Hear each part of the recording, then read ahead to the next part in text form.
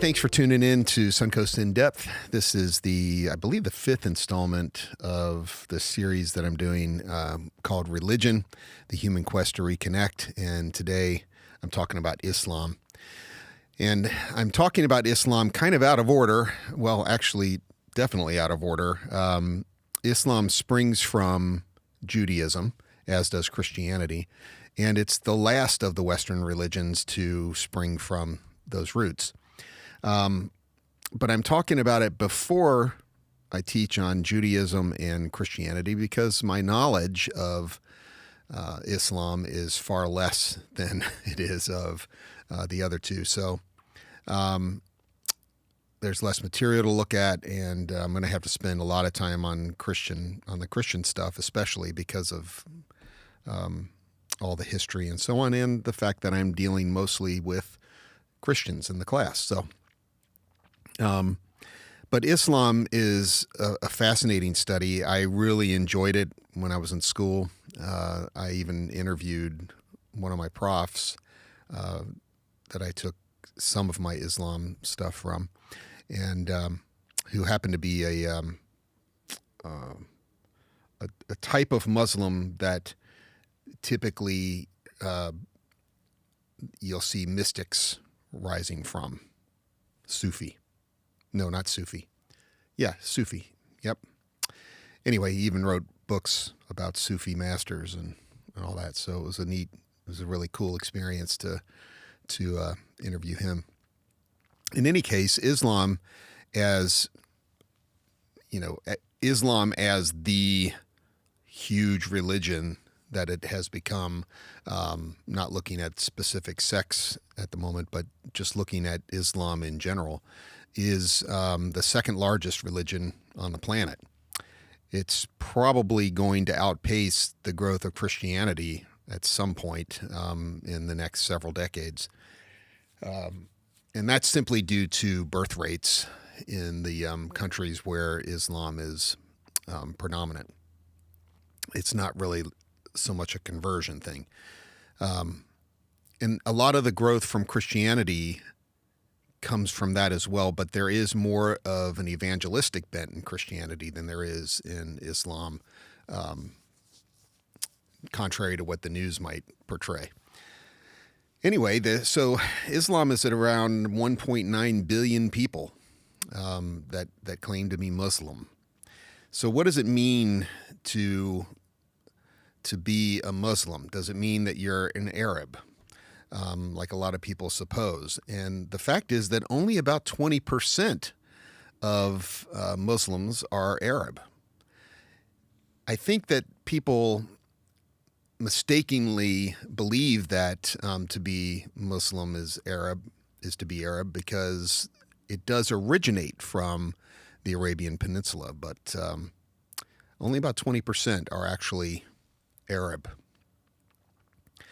219 million, 13% live in Polynesia, New Zealand, and in the various states that make up the Polynesian islands. So a huge number of Muslims in that region of the world.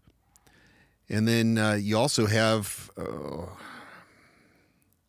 millions, something like 30% in Pakistan and other regions of India. Not that Pakistan is India, but it used to be northern India. So there are large numbers of Muslims all around the world, but they're mostly in Saudi Arabia, the Polynesian islands that I mentioned, and then northern India or Pakistan. So what does it mean then to say Islam? Islam simply means submission to God, right? It's in Muslim actually means one who submits to God. So no mystery there. Islam is about submission to God. Now, I'm sure that many who watch this have heard Muslims refer to Allah. But that is simply the word in Arabic for God. It would be translated directly as God in English. So it doesn't mean that it's a different God. In fact, it is the same God as Muslims will declare themselves, and as any scholar in Christianity or in Judaism will affirm. It is the same God that both Jews and Christians worship. The word for peace is closely related to Islam. So it also means the religion of, or submission to God, which is the way to having peace. So when you look at the word salem, its root is Semitic. Another word that is also has its root in the Semitic peoples is shalom. They mean the same thing. So all of the people in that whole region of the world, from the Arabian Peninsula through the Levant, Israel, and Jordan, all that region there, they all are a part of the Semitic people. And so the languages have a lot in common. And so when you hear, as I did when we were in Israel, and I think it was 2019, our guides were Palestinian Christians, and you could hear them speaking Arabic, which is a beautiful language, and then they could also quote a lot of Hebrew, and so there were so many similarities there. Now, I'm sure that if you were to ask an Israeli rather, how similar is Arabic to Hebrew, they could cite all kinds of differences because they speak the languages, especially those who live in Israel.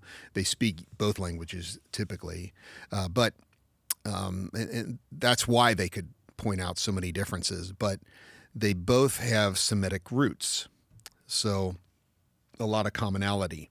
The word salem in Arabic is the word shalom in Hebrew. And that peace is an important part of what it means to be a follower of Islam or a Muslim. The way that peace comes is through submission to the one true God in their view. And this is central to what Muslims believe. It's all about submission. When you travel around the world, any Muslim will know something about the Semitic roots of Arabic, because anywhere you go in the world, you can greet another Muslim the same way. It won't matter. They'll all know so much of the, especially Arabic form of the Semitic language. For example, the greeting in Arabic that is so common is, if I don't butcher it, it's Assalamu alaikum. And it just means peace be upon you. Anywhere you go, you could go out to New Zealand, meet a Muslim there. You could go up into Europe and meet a Muslim there. You could visit a Muslim friend in Michigan. It doesn't matter. They will all greet each other with that greeting, peace be upon you. And that's interesting because it shows the kind of unifying. It's interesting to me because it shows a unity that is born out of a common language, and that is different from what you see in Christianity. The same is true for Judaism. There is a unity there in language. They all learn Hebrew. Well, every Muslim learns, well, I should say the vast majority of Muslims learn Arabic because of the holy text, the Quran, being written originally in Arabic, and most Muslims would agree that the only inspired version is in Arabic. So they all learn it. There is, like many religions a central figure and founder for Islam, and that is Muhammad. Muhammad is considered by Islam the final prophet. He's born around 570 of the Common Era, so AD, and he's born in the city of Mecca. He belongs to the, I believe, the Quraysh tribe, and at that time, in the Arabian Peninsula, there were many, many different tribes. It was still very clannish in that region of the world. Since we're almost 600 years since the advent of Christianity, there is some Christian influence in the Arabian Peninsula, as well as Judaism's influence in that area. But predominantly, the different tribes worshipped in a polytheistic manner. So they had many, many different gods, local gods. Some of the Canaanite gods would show up in their belief systems. Storm gods, war gods, money gods, crop gods, rain gods, you name it. So they had a very polytheistic approach to religion. And those clans were anything but united. They were at each other's throats all the time. But Mecca, nevertheless, being part of a more dominant tribe, did grow into a significant city-state over time. And this is where the Prophet Muhammad was born. His parents died when he was young. And so he was orphaned early on. And I can't remember who raised him, but soon he was taken under the wing of a wealthy merchant woman who eventually would become one of his wives. And so he was involved in trade and was one of her head merchants. And so he knew a lot about the world. He heard a lot about the world because of the different trade routes that he was a part of. But his own people, he had a loyalty to, like any of us do to our tribe. And he was sickened by the lack of devotion that he saw in their whole religious culture. For example, in the city of Mecca is this large, some scholars think it's a meteorite. And the legend around it, and I believe this is true pre-Islamic days, was that this was a rock that fell from heaven, which I guess if it was a meteorite, it did. But it had divine significance for at least some of the tribes in the Arabian Peninsula, and there were even pilgrimages to it. It's known after Islamic times as the Kaaba. I don't know if it was known as that beforehand. I didn't check on that. But the Kaaba for Muslims is a house of worship that was built around that rock, or it's in the back corner of the house of worship. And supposedly, according to Islam, this was the original house of worship or original temple built to Allah by the prophet Abraham and his son Ishmael, which should sound familiar to anyone who is Jewish or Christian, because it's the same guys. It's the same characters that we see in the Hebrew Bible. But in Islam, they are prophets of Allah, and some of the earliest of prophets. In fact, I think he might even be seen as, no, that's not true. There are many prophets in Islam, but Abraham is an early one.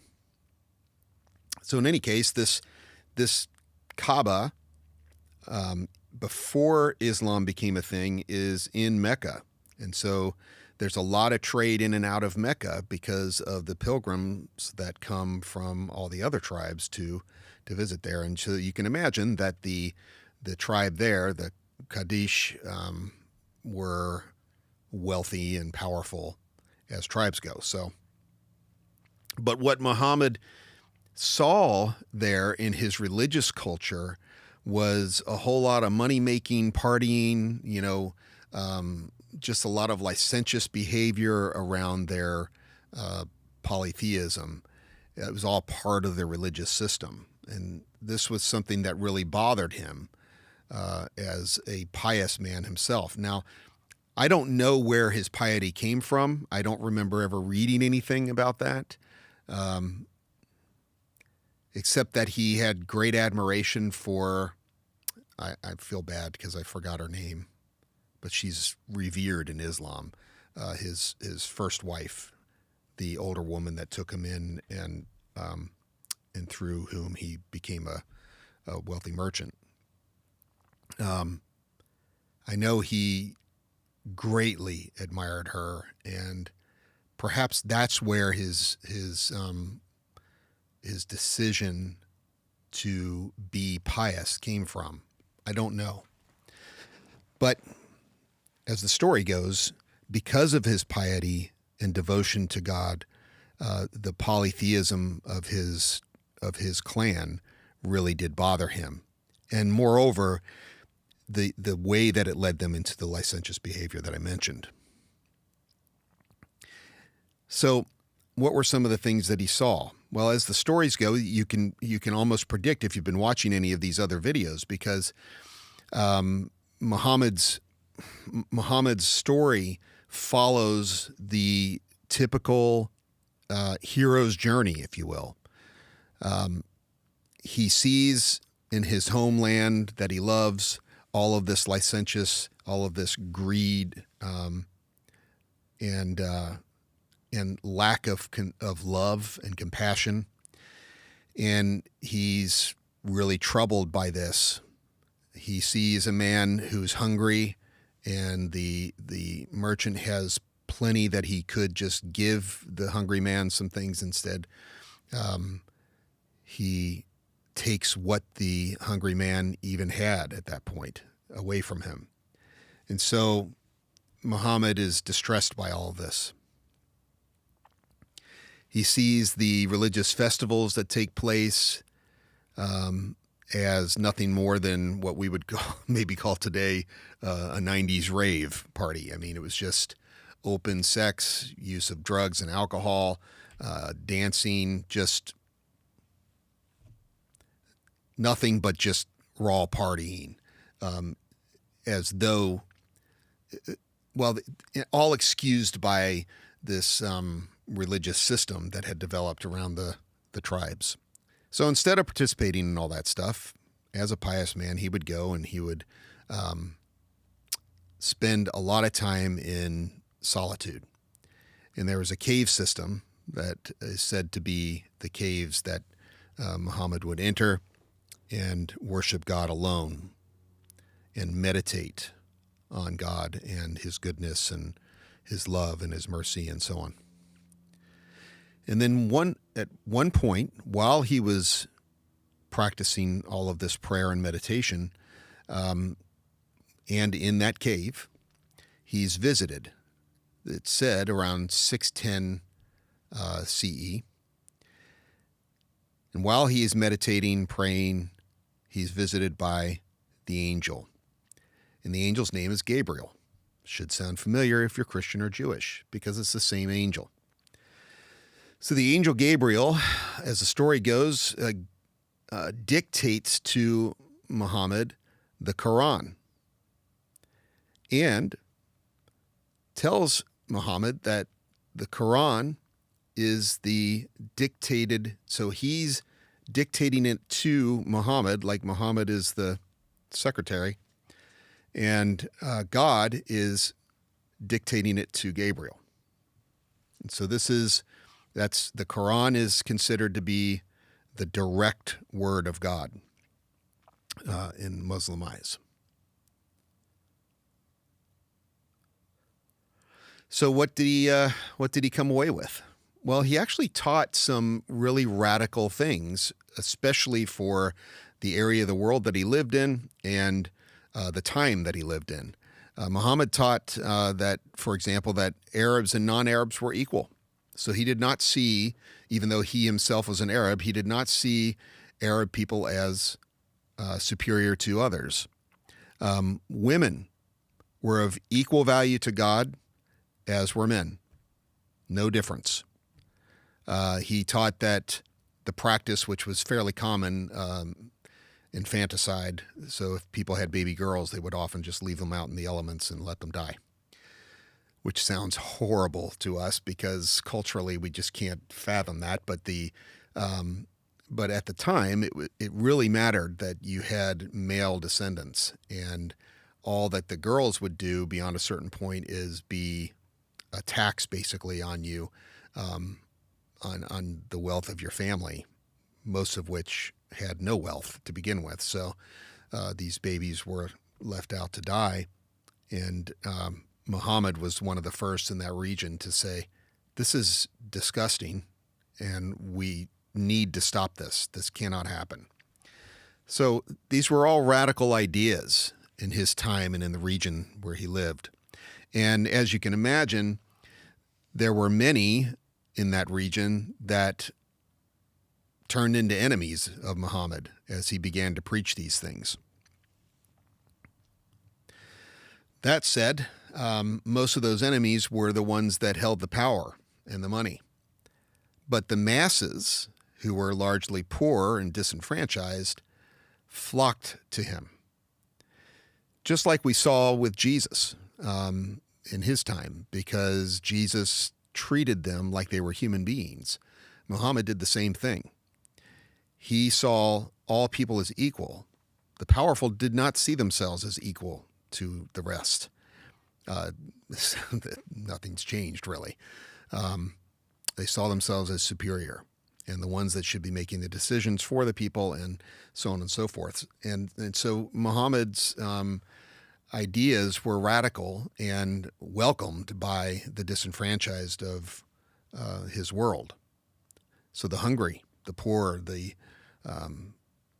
any of the disenfranchised peoples, the foreigners, women especially, because his teaching on that a woman is equal to a man was, talk about radical, super radical. Same thing in Christianity, the way that Jesus treated women.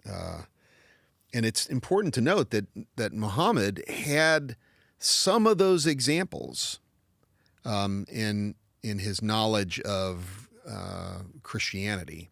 He would have at least heard stories from Christians in the region, and because of his trade, that would demonstrate that kind of example. And in fact, Jesus is highly, highly revered in Islam as one of the most important prophets, as the Messiah, and as the prophet who would return in a second coming at the judgment. This is all Islam. The difference is Islam does not accept Jesus as anything other than a holy prophet. He is not the Son of God. God can have no children, direct children. I forget the way they word it, but born from him, separate from the rest of creation, which is birthed from God. And so they just don't see Jesus as the divine Son of God. But they do see Jesus as, for some Muslims, Jesus is the most important prophet. For most Muslims, that's Muhammad, because he's the last prophet. But Jesus is probably second for most Muslims. Some of the other things that are taught by Muhammad as he received the Quran, things, again, radical things like, whosoever killed a person, it shall be as if he had killed all mankind.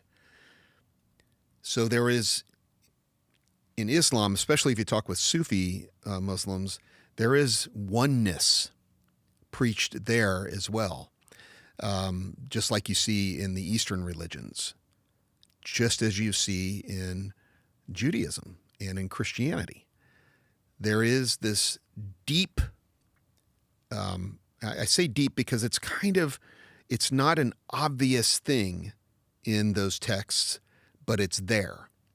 That there is a singularity, and that singularity is God, and all things, the diversity of creation, springs from that singularity, which is God. Jewish mystics, Kabbalists, will refer to it as, they'll say things like, there is only one reality. That reality is God.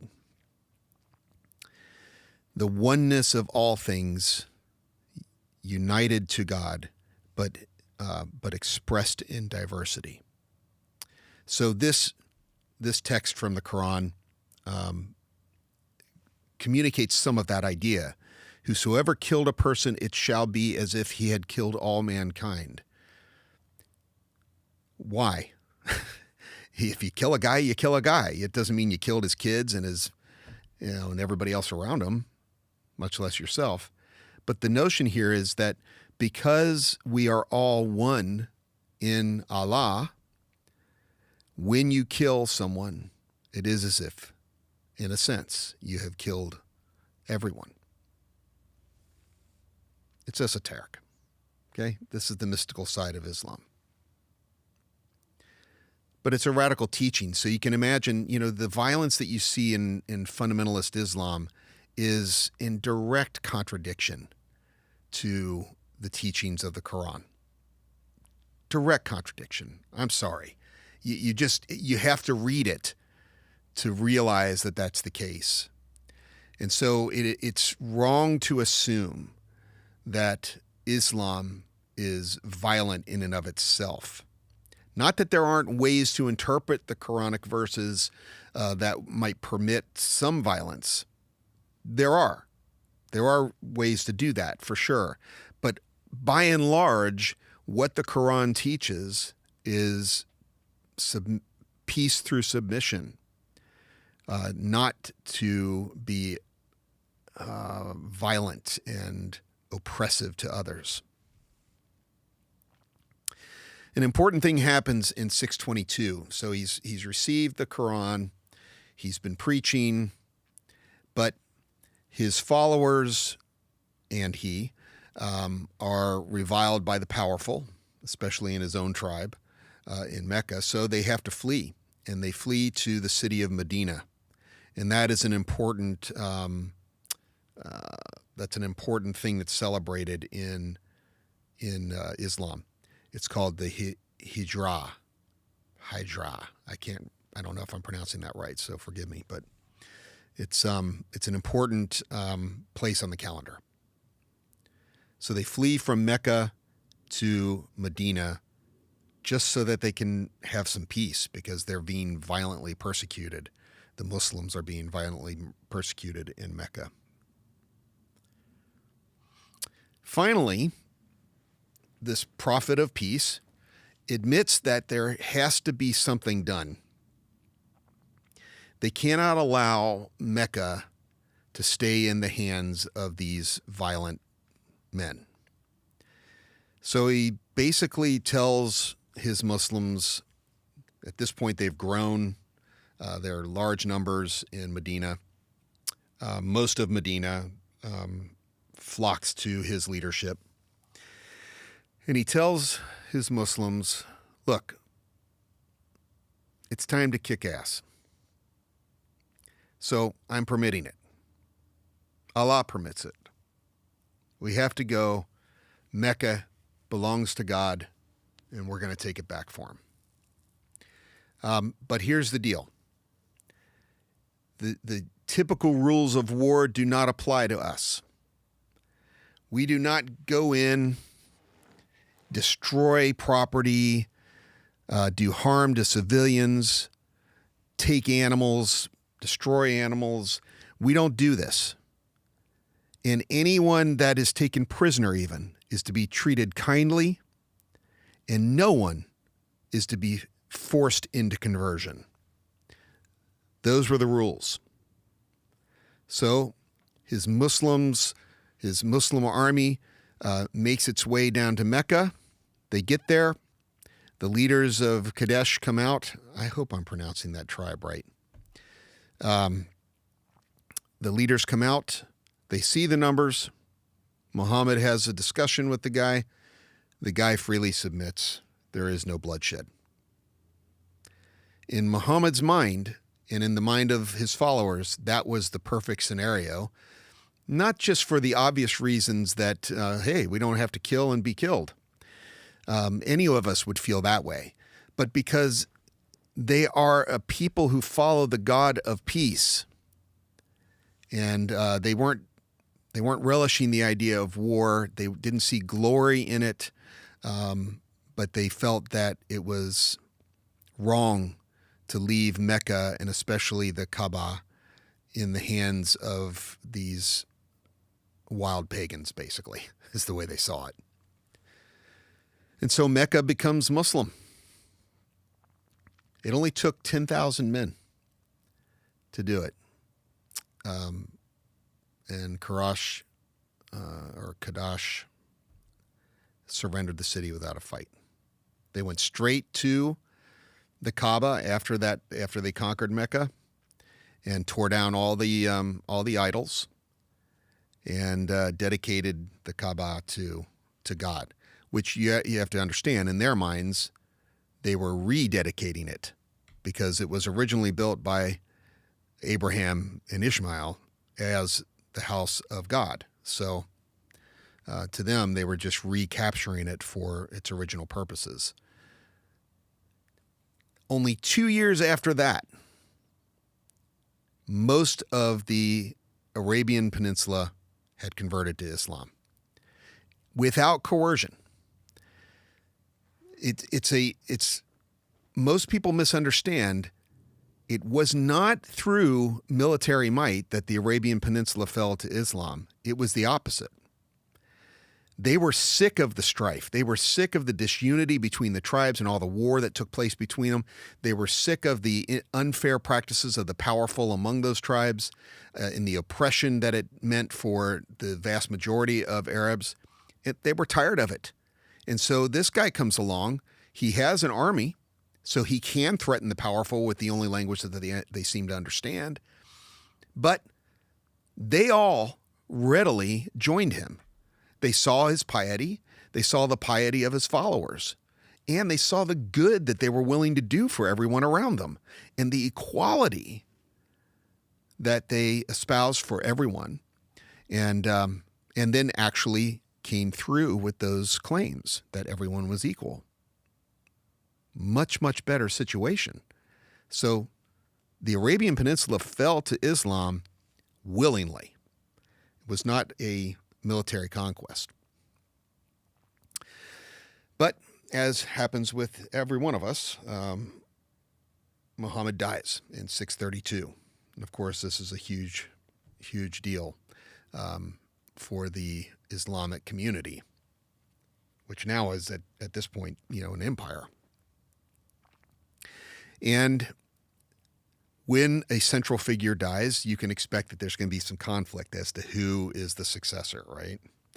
And this is where you see the major, probably the most obvious split in Islam is between what's known as Sunni Muslims and Shia Muslims. To give you a geographical reference, Iran, quite a bit of Iraq are Shia.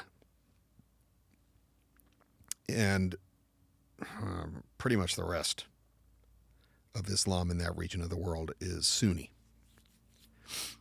So this is what happens.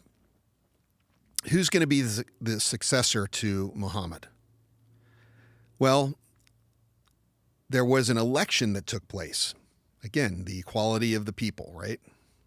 So they elect Abu Bakr as the fairly elected successor to Muhammad.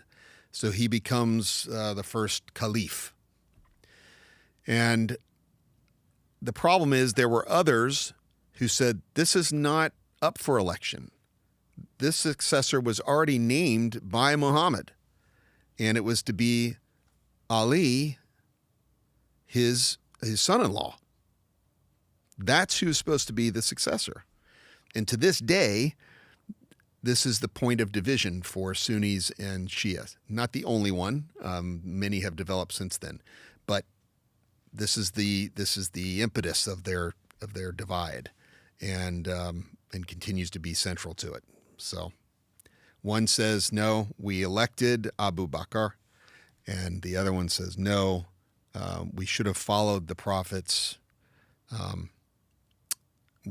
We should continue to follow the prophet who assigned his son-in-law as the successor, and that there should have been a line from there, like a royal line, so to speak. So that's the main reason for the Sunni-Shia division. So let's just look at the central beliefs of Islam now. The first one should be obvious. Belief in one God, period. And as I mentioned, this is the same God called Allah in Arabic, called God in English, Adonai in Hebrew, and among other names. So it's all the same God, but it's one God.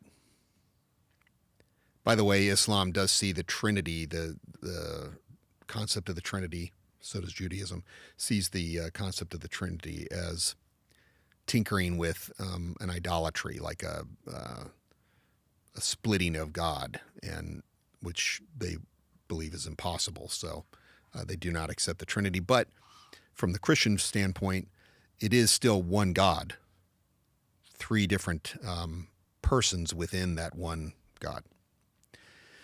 Number two, belief in the divine books and prophets. Muslims refer to, it actually refers to them in the Quran, the people of the book. What do they mean by that? Well, most believe that what's meant is the Christians and the Jews are people of the book.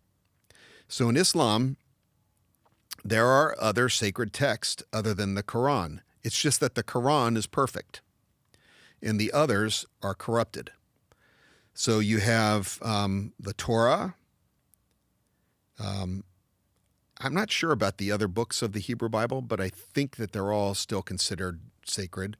They certainly embrace those prophets. So I'm assuming that the whole of the Old Testament is seen as sacred, but corrupted.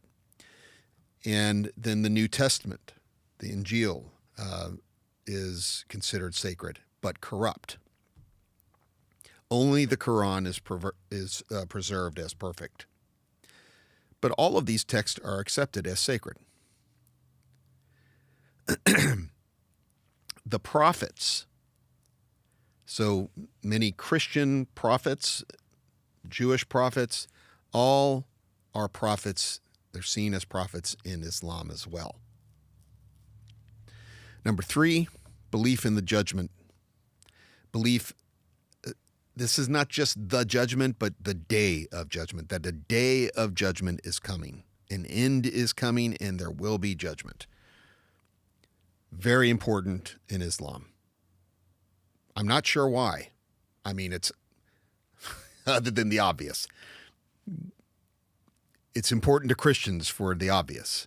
There's going to be an end, and I want to be right with God when the end comes. Okay?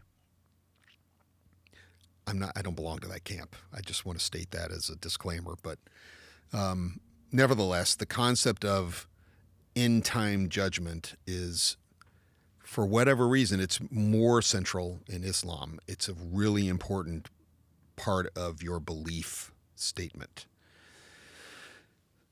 And in Islam, it's believed that you will be weighed according to the life that you lived.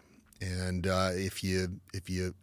if the righteousness of your life outweighs the wickedness of your life, and God sees fit in his infinite wisdom to have mercy on you, because any one of us are worthy of hell, then you will enter into paradise. The rest will go to eternal torment.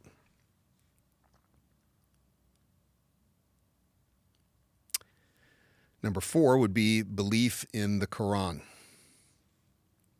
I already mentioned that the Quran is the only perfect text.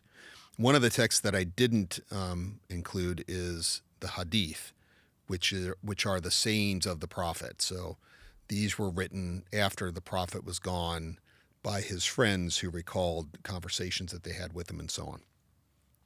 So the Hadith is very important, but it is not perfect.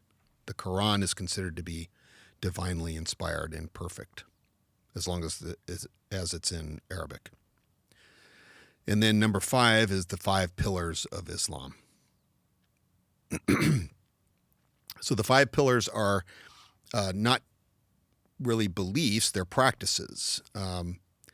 So you have the Shahada, which is something that is regularly stated. There is no God but God, and Muhammad is his messenger. That's a prayer and a confession. And every Muslim is to say this daily.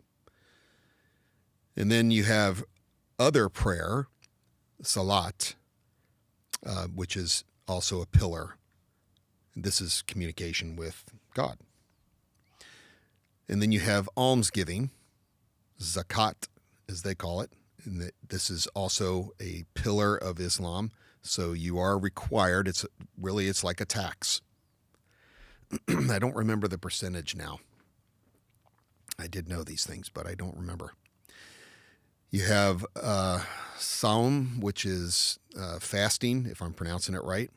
And you have the Hajj. The Hajj is a pilgrimage to the Kaaba in Mecca. Every Muslim is required, if they can do it, to make at least one pilgrimage to Mecca in their lifetime. But if you can't do it, you can't. So there are concessions made for those who can't, but it's very, very important. And so many, many, many millions upon millions of Muslims will make that trek to Mecca. And if you've ever seen it, it's really fascinating. There's this huge mosque built around the Kaaba. The Kaaba is just this black, like tent box, elaborately, it's kind of, it's ornamental in its look. It has gold around it, and all the pilgrims, they follow a path that spirals around the Kaaba. And then when they finally get to the center, they can actually touch or kiss what many think is a meteorite. There's a section of it that's exposed to the air. And that thing is so smooth from the centuries of people touching it during the Hajj. Pretty cool. In Islam, women have rights similar to those of men. That's from Quran, Surah 2. Women are the twin halves of men. Muhammad, I think that's from one of the hadith. Whoever does good, male or female, and is a believer, we will surely bless. That's from the Quran 16th chapter. I never fail to reward any worker among you for any work you do. Be you male or female, you are equal to one another. So these obviously show how radical his position was on the equality of women.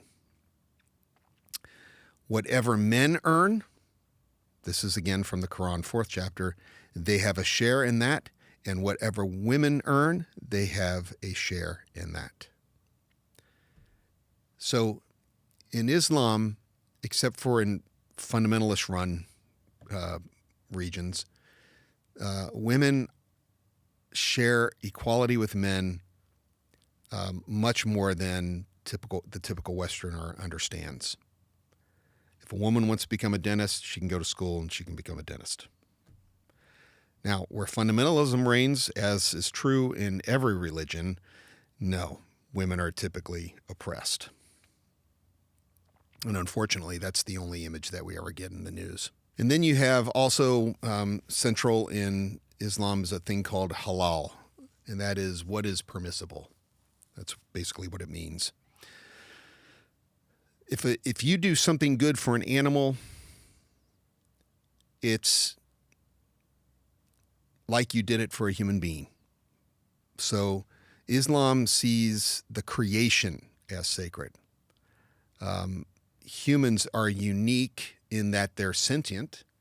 Animals are unique in their own level of sentience, but the cruelty to an animal is as bad as an act of cruelty to a human being. At least that's the official stand in Islam. I don't know how well that's practiced, but that's the official stand. And then you have this other controversial kind of expression of halal known as Sharia law. And this has become contentious in the Western world mainly because of the news, and media. But Sharia law is largely misunderstood in the West. Only about 10% of it relates to law. That is in the Quran. Only about 10% of it. So what is it about? Well, it's really just about living right, living peacefully, living compassionately, and how we can do that. Fundamentalists, of course, take that, they pervert it, and it turns into, its own form of theocratic dictatorship. Yes, Sharia law can be this over here and that over there. It completely different. There is no book called the Sharia law. It's just not that kind of thing. It's really just about, how do I best live my life? It's part of halal. It's part of that whole concept. What is permissible for a Muslim? And because you have all these individuals in there, their halal, their Sharia is different for each one. You only find in fundamentalist circles the kind of control, cult-like control that you see in other fundamentalist religions, where Sharia law becomes this encoded kind of concept. That's it. The reality is that most Muslims do not belong to that fundamentalist wing. That doesn't mean that they don't cow to it, but it's important for us in the West to understand that the people that live in countries where radical Islam is in control and they hold the power, they're afraid. They're afraid.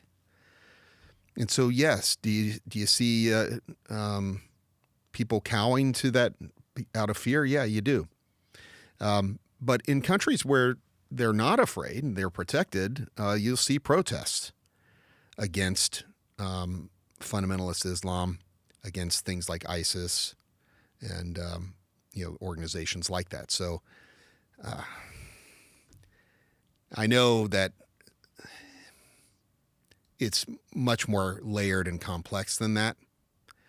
There are high percentages of Muslims in certain countries who believe that they believe some fundamentalist things that liberal democracies will have nothing to do with, like women being oppressed despite what the Quran teaches. But just like you see in Christian circles or in Jewish circles, most Muslims don't really understand their own text. And so they just end up ignorantly following the mandates of the powerful and the ones that manipulate the religion for their own ends. And that's unfortunate, but we see it everywhere. In any case, it's important for us, if we're going to call ourselves educated people in the West, we need to understand that this is not the way that Islam is portrayed in the Quran itself. So I'll leave you to your own study to see if I'm right. Thanks for watching.